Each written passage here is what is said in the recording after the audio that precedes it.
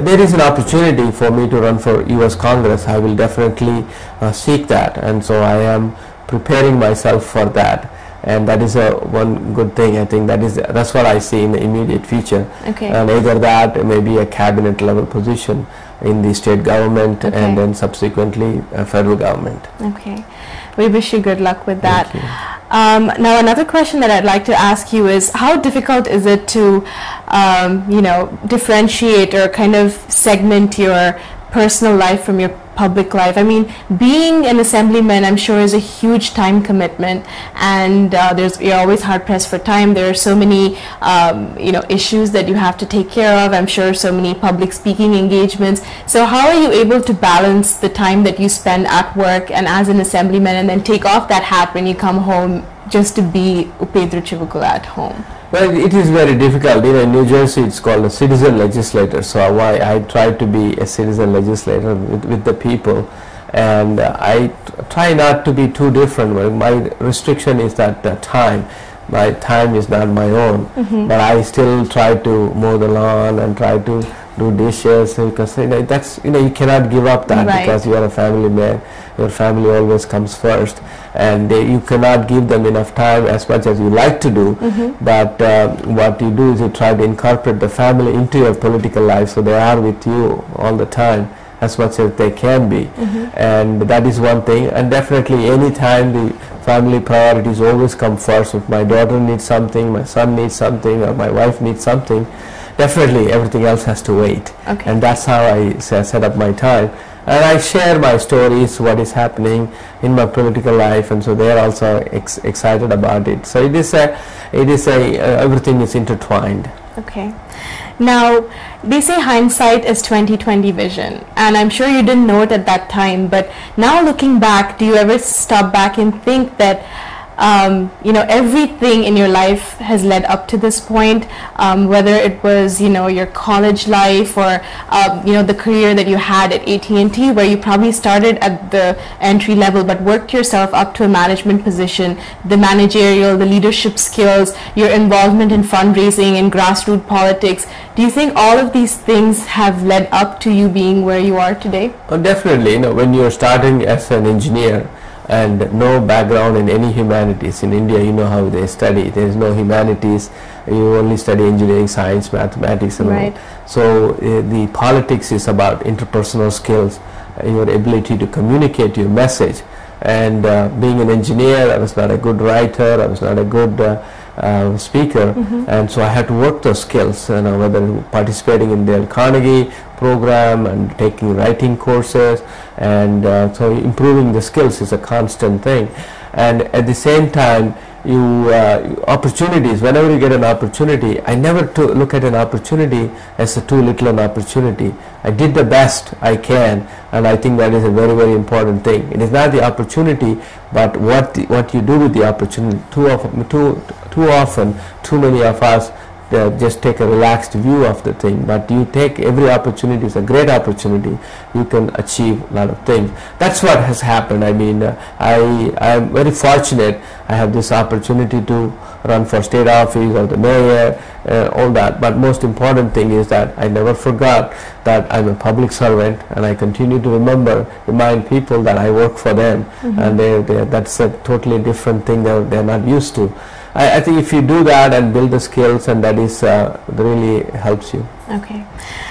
So that concludes our section about your career and your public life. What we'd like to do next is move into a rapid fire round. We have about 7 or 8 questions, and I'm going to ask you these questions. They're about a variety of topics, and you just answer with whatever answer comes out at the top of your head. Probably about 10 seconds. You can't take more than that for these questions. The first question I have for you is there a childhood hero, someone from India when you were growing up, like a freedom fighter or a politician or statesman that inspired you, that you remember when you were young? Definitely. I mean, everybody growing up in India remembers Mahatma Gandhi and some of the free heroes. So you were influenced by him. Netaji Subhash Chandra Bose definitely influenced me. Okay. And who do you consider the most beautiful woman in the world? So this is a very risky question for a married man. I guess right now, I mean, the way I look at a beauty is that beauty is in the eyes of the beholder. Right. And I think I see beauty in every woman. Okay, that's a lovely answer. The one person who's inspired you the most? Of course, my mother. My mother has always encouraged me. She had such a positive outlook.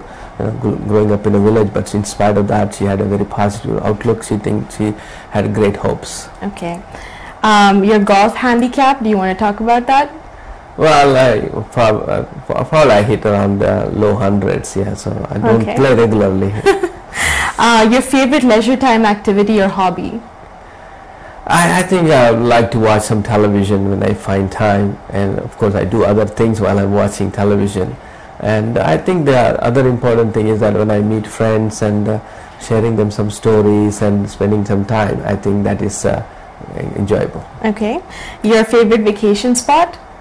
I think I like the mountains quite a bit. I do not ski. I mean, I had a bad experience skiing, but I do like the mountains, and I like. Is there one particular spot that you like to go to as far as the mountains go, or is it in the U.S. or abroad? Yeah, I go to Poconos a lot. Yeah. Okay. Your favorite traditional dish? Well, I'm a vegetarian, and I like pretty much everything, and I like tur dal, prepared in various ways. Your favorite Indian sweet? That's a tough question because I like all sweets, and but I heard you're partial to jalebis. Jalebis I eat. Rasmalai also is like. Okay. Well, that concludes our rapid fire section. Now, for us to wrap up, I was hoping that you could say a few inspirational words to youngsters out there who would be interested in taking up politics. And so if you could just, give us a message, a few inspirational words, then that would be great. How many minutes I have? Seconds. Well, I think one of the important things is that politics is a long time effort, and so you need to have patience. You need to be persistent, and you also have to persevere. There are a lot of adversities come along the way. There are no short-term returns, so you have to work for the long term, and be proud of your heritage and never change something because you don't believe in it. Make sure that you work hard and look for the people who can help you. Now, what would you call your magic mantra for success? I think humility. I think if you care about people, and people will care about you. That's a great answer. Thank you so much for spending some time with us, Assemblyman Chivukula. It was great talking with you and your wonderful family. We wish you much success and happiness always. Thank you. So friends, this was our endeavor to bring to you the real Upendra Chivukula, son, husband, father, and of course Assemblyman. We'll see you again soon with another exciting episode of NRI Legends. Goodbye and take care.